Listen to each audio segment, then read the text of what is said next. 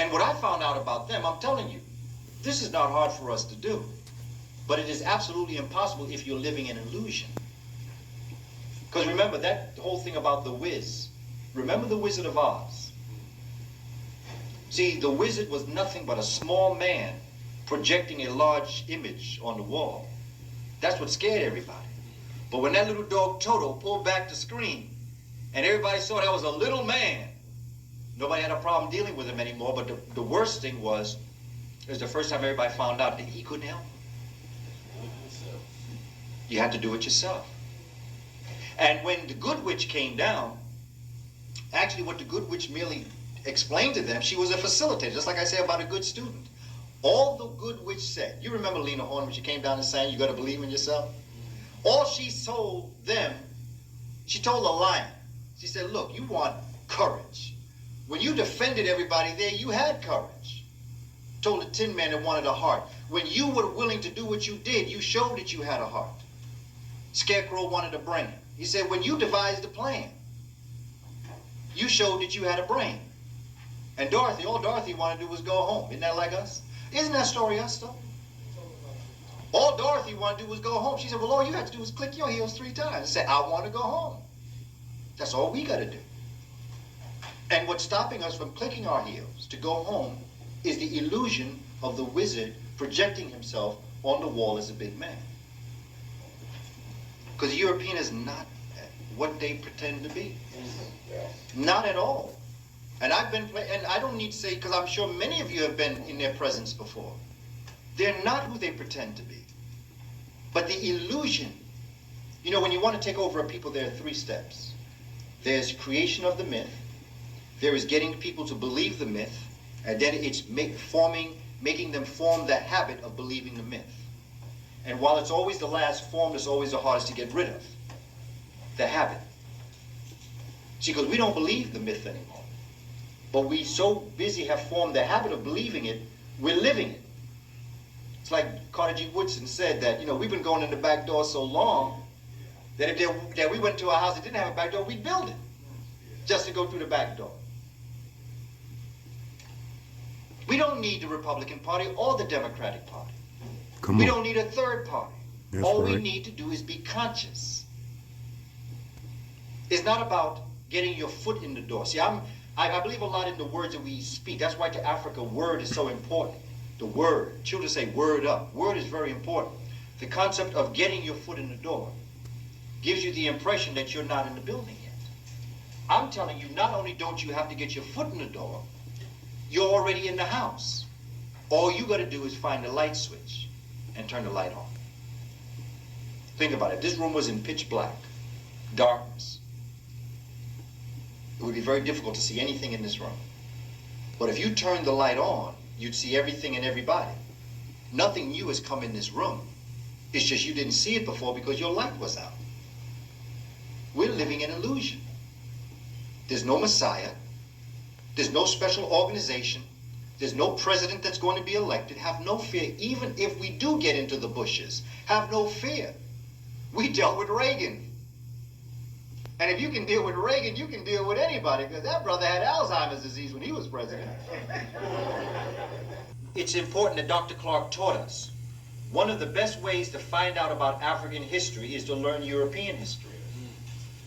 And we must not pay attention to that because of what we want to know about ourselves, because much of what we want to know about ourselves is embedded in their history. And so this is under his direction why my master's degree is not in African history, it's in European history. Because he told me, I'll teach you about Africa. Let them teach you about Europe. And what I found out about them, I'm telling you, this is not hard for Toto pulled back the screen. And everybody saw that was a little man. Nobody had a problem dealing with him anymore, but the worst thing was, it was the first time everybody found out that he couldn't help. You had to do it yourself. And when the good witch came down, actually what the good witch merely explained to them, she was a facilitator, just like I say about a good student. All the good witch said, you remember Lena Horne when she came down and sang, you got to believe in yourself? All she told them, she told the lion, she said, look, you want courage. When you defended everybody there, you had courage. told the Tin Man that wanted a heart. When you were willing to do what you did, you showed that you had a heart. Scarecrow wanted a brain. He said, when you devised the plan, you showed that you had a brain. And Dorothy, all Dorothy wanted to do was go home. Isn't that like us? Isn't that story us, though? Because the European is not what they pretend to be. The illusion. You know, when you want to take over a people, there are 3 steps. There is getting people to believe the myth, and then it's making them form the habit of believing the myth. And while it's always the last form, it's always the hardest to get rid of. The habit. See, because we don't believe the myth anymore. But we so busy have formed the habit of believing it, we're living it. It's like Carter G. Woodson said that, you know, we've been going in the back just to go through the back door. We don't need the Republican Party or the Democratic Party. Getting your foot in the door. See, I'm Messiah, but see, they'll have you scared. They'll create an illusion of fear around you so that you're really going to think something negative is going to happen. Brothers and sisters, let me tell you something. No matter who becomes president, we're still going to be facing the same situation. And the only thing that's going to change is us. I don't care who becomes president. I could care less who becomes president. In fact, if Bush becomes president, he's going to be really much on his P's and Q's. But see, this is an illusion that we're living out here. Once we get this together and we see for ourselves what's going on, we will revolutionize this thing. And we don't have to worry about who's leading us. I'm talking about the African-American leaders. We don't have to worry about them either, because they're very predictable too. And all you got to do is look at the pattern and you'll see the predictability of them. The only thing that will change will be us. That's what freed us in Haiti. That's what freed us in America. It wasn't the leaders. It wasn't even the abolitionists. It was the masses of African people like Harriet Tubman, Nat Turner, Gabriel Prosser, yeah, we can do, that called to arms. All of them. They came up out of the community and said, no more. Alton Maddox, if you want to get to the present. All of them have said, no more. We're going to take a stand. And the system has created a cloud of fear around them so that people are afraid to walk in that cloud. But once you get brave enough to walk into that cloud, things will change by quantum leap.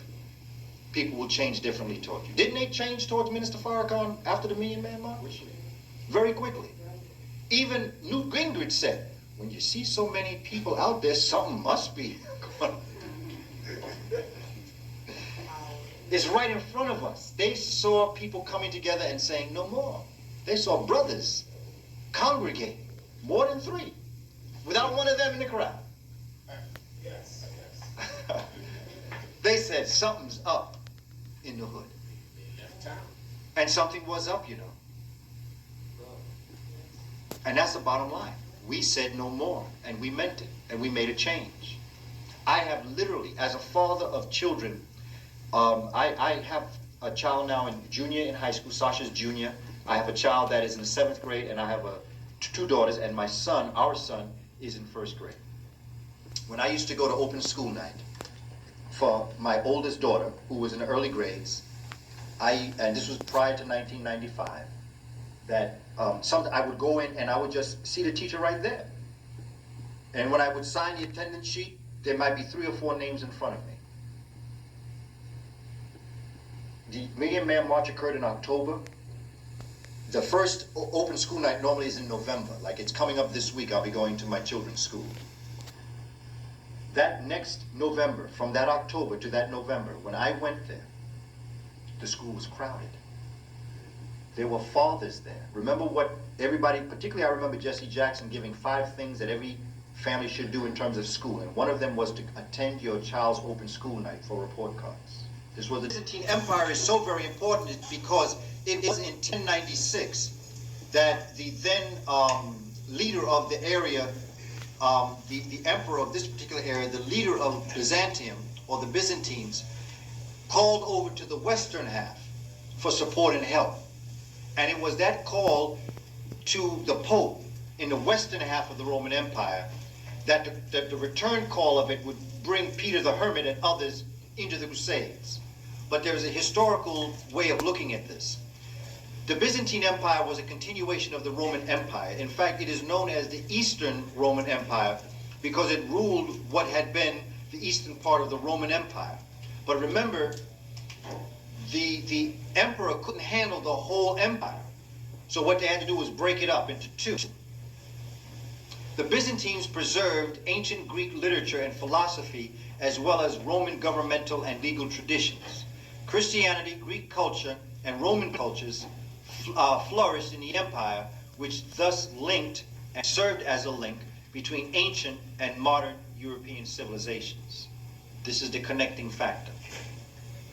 The people of the Byzantine Empire called themselves Roman. The word Byzantine comes from Byzantium, the Greek name for a city on the Bosporus, which is a river.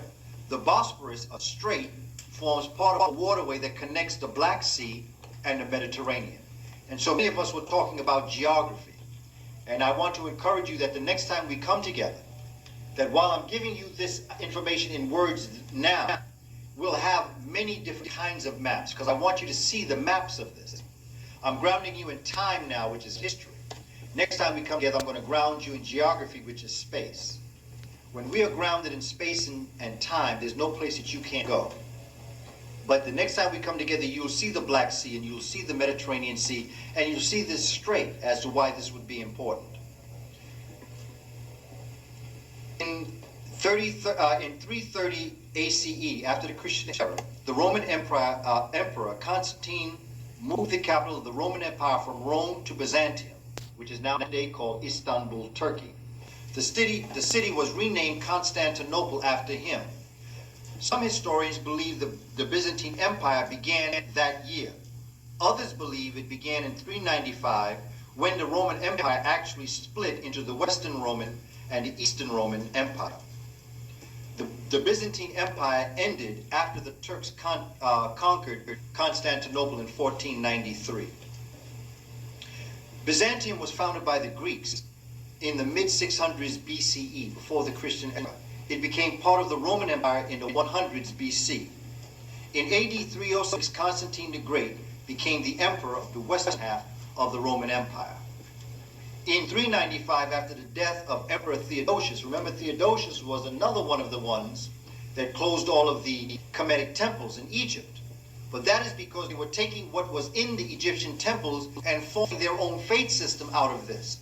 So that if people went back into the Egyptian temples, the Kemetian Temples, they would see where they were getting their information from. So in taking the information and then closing down the temple, you would lose sight of where it came from. Let me give you today's example, the numbers. Okay, this big lotto thing that everybody's going wild over, that came out of brothers and sisters in our community. You see, this was our business that we developed. And by the way, it came out of our dreams. That's another thing, but I gotta come back and talk to you about dreams so you can understand where that came from. We just substituted money for good luck. But the numbers, if you knew the pattern of the numbers of the universe, because the universe is numbers, if you understood the patterns of the universe, you could call forward a pattern that would let you know things that would help you in your life. However, because we needed money, we resurrected the concept of numbers, but we substituted good fortune for money. So instead of winning good fortune, we won money. This then, in the 70s, they took it from us, and they made our numbers illegal and their numbers legal. This is what was going on in the temples. See, when I tell brothers and sisters this, particularly the ones that play numbers, they understand. Because I'm giving you a real live example of how somebody takes something that's yours, that's real, put their name on it, makes yours illegal, and legalizes theirs. Now that was illegal. It was illegal to play the numbers. But it was illegal because we were in charge. Same thing with horse racing. We were the original horse racers. But when so-called organized crime got involved in it, they took it over. And then horse racing became legal. Same thing with dogs. I know in Boston they race dogs, greyhound dogs. Same thing there. But this idea of what they did with the temples, they took the information of the Assyrian drama, of Asar and Setan, of the universe, the cosmic universe, life in the hereafter. That whole judgment scene is ours. To sit at the right hand of God came out of the judgment scene at the temple of Ma'at, where your heart would be judged for your life on earth. And if your heart was, and they took the feather of Ma'at, I have material on Ma'at, they would take the heart, their feather of Ma'at, and put it on one side of the scale. And they would take your heart and put it on the other side of the scale. And if your heart was heavier than the feather, they had a little animal that was right up underneath that scale called the devourer of evil hearts that they would throw your heart in, because they believed that your heart was the symbolic representation of who you were as a person. This is why we get the heart on Valentine's Day. The whole idea of the heart, that I give you my heart. When you say you give me your heart, it means that you give the essence of your being, the essence of who you are. Everything that's about you, your judgment of who you are, your character, your morality, is all symbolized by your heart. Your soul and all of that, wrapped up in this, how you truly feel. So that's why your heart was used as a representation of who you were as a person. So you get to say, my heart is as light as a feather. Or you say, I have a heavy heart. You're guilty. You feel guilty. Well, that's where that comes from. It comes directly. But now, to trace that back into your own heritage, people wouldn't even think about that, because that comes in the language of English, and we all know where everything comes from in English. But we would never even understand the relationship that we have had in formation of the philosophy and the psychology of life in the world today. Now, the Byzantines organized many laws of the ancient Romans. The collection of these laws became known as the Justinian Code, and ever since it has been the basis of the legal systems of many countries. Now the whole name justice, ma'at. See, another thing, they just ripped it off. That's ours. Code of laws, they never had code of laws. Look at how they deal with their laws now. They got some code. They don't got no code. There are two things that Professor John Henry Clarke taught us that Europeans could never have created: democracy and Christianity. They've never been democratic, and they know nothing about how to treat someone like a Christian. Yet they claim to have been the originators of both. Even in their democracy, even in the democracy of Greece, 85% of Greece were slaves. Yes. When they were talking about freedom, they were talking about that upper class being equal. Look at your dollar bill. That dollar bill was formed when Africans and women were enslaved in America. When I say women, I mean women of European descent too. On your dollar bill, it says, e pluribus unum, out of many, one. Now, who are they talking about out of many? Out of many European men. Because when that was written, women and Africans and people of color, Chinese women weren't even allowed in the country at this time. You couldn't bring Chinese women in this country. Only the men could come. And they had to live in hostels together. And those that didn't work on the railroad, there was only two other things they could do if they didn't work on the railroad. Anybody got an idea? They still do it. Laundry. Cook and laundry, that's it. Chinese laundry and Chinese restaurant. And chop suey was created in Jamaica. A bunch of Europeans went into a restaurant with Chinese people cooking, and they said they were hungry. And Chinese people said, well, we don't have time. You ain't gonna go out there and tell them that, they'll kill you. So they said, just chop up all that suey there. And suey was what they gave pigs. So they chopped suey. And today we go in there very proudly, that's for chop suey. We had them chop garbage. Because they were too afraid to tell them Europeans they didn't have no food. And it's still called pigs. Yeah, exactly. That's how you call pigs. But see, this is history. And when you put things into its perspective, there are things that you can understand that you can't go back. This is why when Dr. Ben told us, when we were going to Kemet in 1983, I remember he told us that he didn't want us to blame him for what would happen when we came back from Kemet. He said, because the people that are sitting in this church are not the people that are going to come back. He said, just don't blame me. And he was right. With all that I thought I knew about my culture and my history, when you go to Egypt and you see what we did, you know that we were a mighty people. Just Abu Simbel alone. Just the pyramids. You see, again, going back to geography and the importance of looking at things. We see it in a book, we see it on TV, but that box is but yay big on the TV. Pictures and books are but yay big. But when you go into Kemet and you actually look at the pyramids, it's a whole nother situation. When you look at Abu Simbel and you look at those 4 statues that are outside Abu Simbel, there's a flush that comes through your body. There's an energy that goes through you that you cannot be the same African ever again. You can't. There's a brother I know that is part of the United African Movement, and he has often given me the courtesy that he comes to get me because I carry a lot of material. Like my brother will come and give me a ride because I don't have a car. Well, you can see by the things that I talk about, people are not going to make me get enough money to be able to get a car. They're going to try to slow. That's why I appreciate people coming to get me. Because let me tell you something, this information is liberating. It's emancipatory. It can make you leave this room and deal with your life totally different. It can make you unhate the hater and deal with them in a way that puts them in their place. Because I need to come back. I need to come back and tell you the story about the Usarian drama, and actually what that story is about. See, but like I get off on so many different tangents. They were co-rulers.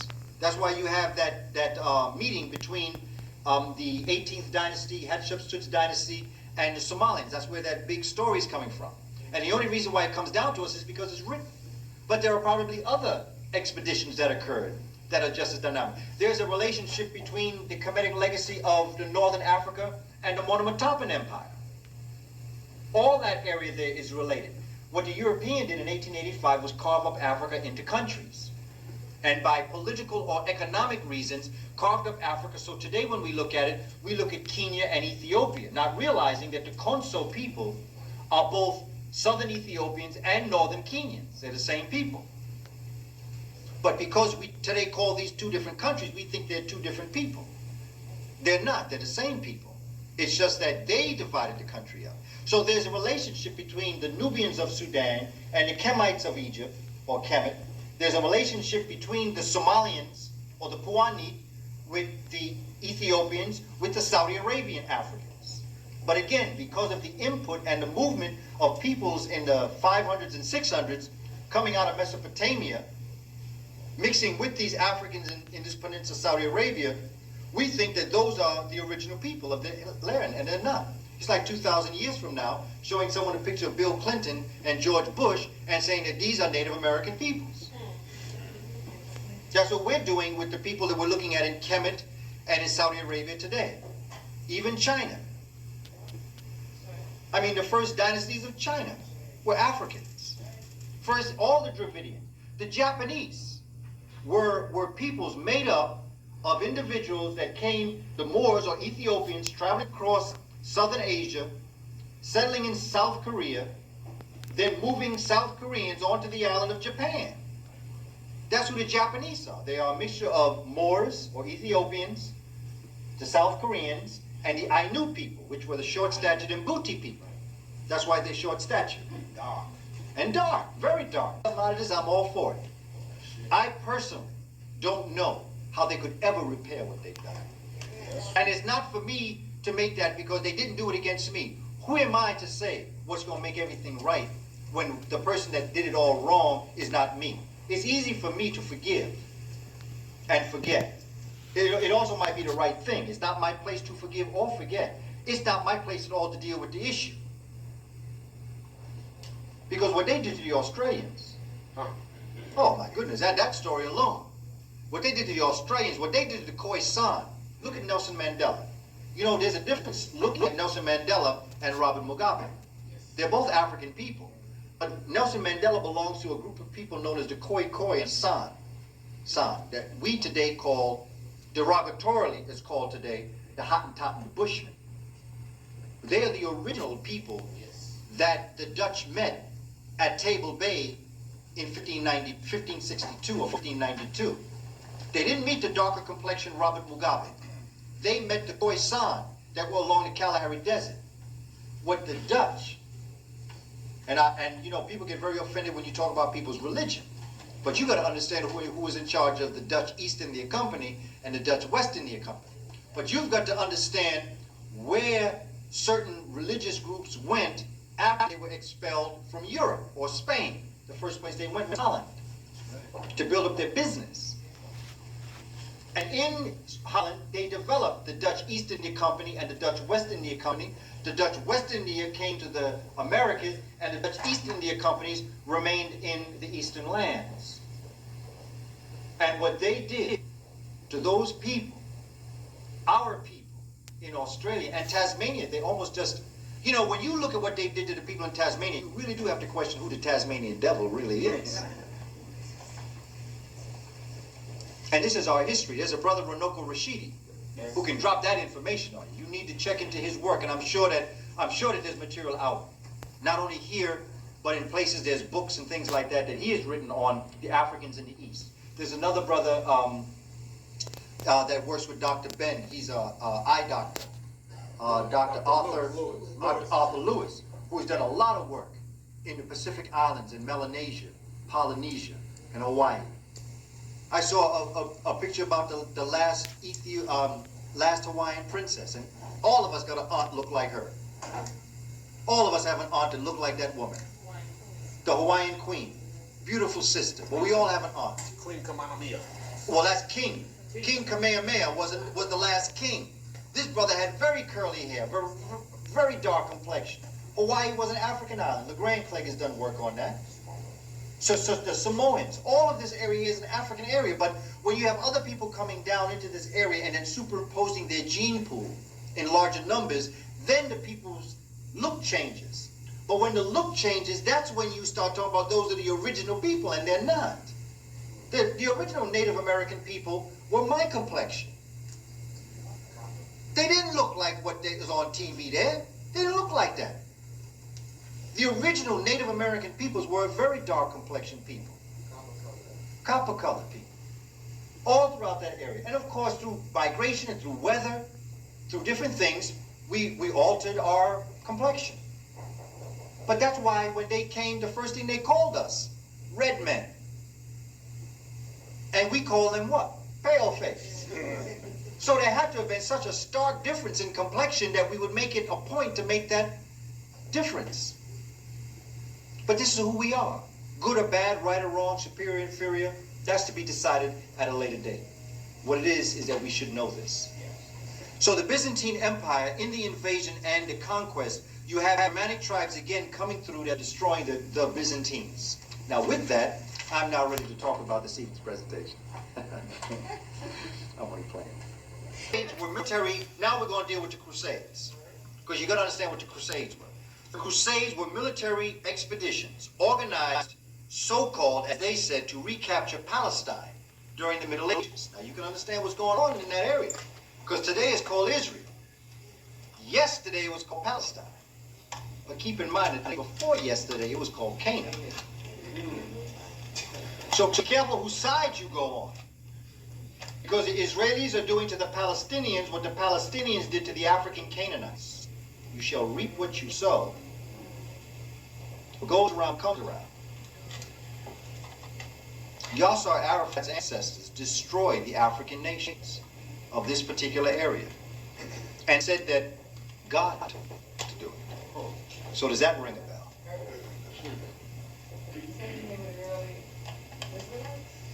Well, actually, the Israelites, when you look at the concept of Israel as it is today, these are all stories that are being told about Israel.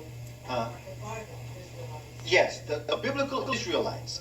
If you just move away from the concept of Israelite and you look at the people historically, not the revelation. I'm not dealing with the spirituality of this. The historical aspect of this. The physical people that lived in this area were African people. They were known as Canaanites. That's how you know Christ had to have been black, because his cousin was at the wedding at Canaan. You remember when he changed that water into wine? Well, that was at Canaan. So if that's his cousin's wedding, and his cousin is a Canaanite, plus Christ had to have been black. Even if you want to deal with the story, the metaphor, Christ had to have been black. Because if everyone was looking for him, and he was blonde and blue-eyed, and he was in this area, all they had to do was say, find a white boy. You know, this is common sense. Just find a European blonde hair and blue eyes. Because everybody in that area was black. It's like trying to find a European in Harlem. Just say go find a European with the blonde hair, because everybody in the community is black. Everybody in this area was black. The fact that he had such a difficult time finding the Christ child had to have been, he had to have looked like the major population of the people. There's so many different stories that will tell you and will lead you to the realities of the truth. But see, sometimes the illusion will stop you, like Moses. Going back to what you're saying about the early Israelites and the Jews. Now, one of the miracles that Moses performed was that he put hand in his garment and he took it out and it was white. Now, if he was already white, that wouldn't have been a miracle. But if I put my hand in here and I pull it out white, that's a miracle. So he had to have been of a dark complexion for the miracle to be in effect. Now, Moses means son in the Kemetic language. That's why you have Moses, which is Ramses. Thutmoses, which is Thoth Moses, son of Thoth. Moses is son of the sun. Moses comes from the Kemetic derivation of the word Mez. Again, we've got to be careful because we don't know that Pt.3 was a spoken language. But the idea of Moses, as we were talking earlier, seemed to have come from a fact that the people who were trying to overthrow this Kemetic government, you remember Akhenaten changed his name from Amenhotep IV to Akhenaten. When he did that, he revitalized an African faith system known as Atonism. He didn't create Atonism. Atonism had been in inner Africa for hundreds, if not thousands of years. Middle Kingdom. Both his father and his mother. Who? Akhenaten was the New Kingdom. No. Oh. Atonism goes all the way back. Oh yeah, okay. Middle Kingdom. You can see it. It's the flip side of Amenism. Except you have a different in terms of the philosophical underpinning of the faith system. Okay? Atonism is the belief that there is but one creative force. Amenism says there's one creative force, but this one creative force emanates in everything that's on the planet. Therefore, you have dogs with the gift of smelling. You have birds with the gift of sight. So God, while being one in form, has many different representations. And that these representations became netures to which the Amen priesthood would create different kinds of temples. Atonism said there is but one faith system and there is no other intermediaries, and that is the human to the God force. Let's not have no saints. It's just we and God, who is Aten. The Amen priesthood seemed to have been taking advantage of the people and their mind by giving large sums of money to the Amen priesthood during the Ramses time. During Akhenaten's time. And what Akhenaten was attempting to do was trying to bring Kemet back so that everybody was part of this faith system. So what he did is that he began to look at Atonism as a form of taking over the faiths of the people. But to do that, he had to depopularize or depower the Amen priesthood, who was like the generals. Okay, because remember, Kemet is run by theocracy. It's not just a political party or a secular party, it is a faith system. So the Amen priesthood doesn't like this. So the Amen priesthood, in revolt, it is believed that when Amenhotep changed his name from Amenhotep to Akhenaten, and then said that Aten was the great god, he got the Amen priesthood upset. He was taking power away from them. And so it is believed that the intrigue of the court had it so that somehow one morning Akhenaten didn't wake up. That is what is believed. He was murdered. He had a brother by the name of Tutankhaten, a younger brother named Tutankhaten. Both of them were children of Tai and Amenhotep IV. And Akhenaten, that was his name. And so the priesthood whispered into Tai's ear, "You better put your son in check. You remember what happened to your last son? It's going to happen to him too." So Tutankhaten changed his name to Tutankhamen. He was killed too. I came on board, who was a courtier of Akhenaten, or a general of Akhenaten, not a general, but a advisor, vizier to Akhenaten. I came, and then Horemheb, who was a general. All of them were gotten rid of within a matter of a couple of years, and then came the 19th dynasty.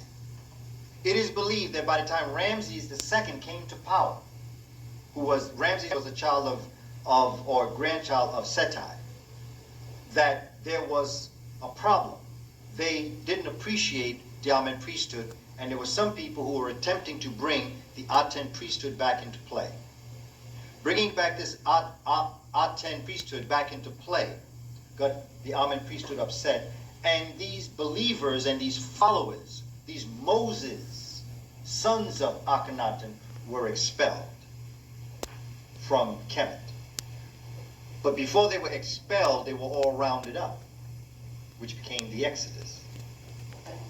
And these Africans, and some Semites, because they were trying to get rid of the last of the Hyksoks also, they rounded them all up and kicked them out. And that's why you could see them roaming all around, because they didn't have no place to go. They were kicked out of Kemet. These Semites, intermingling with these African Atenists, came together and settled in various parts of the world. And it is these people being impacted by these Africans that today, we today call Jews. Now I'm speaking historically now. Because remember, Moses was murdered by his followers.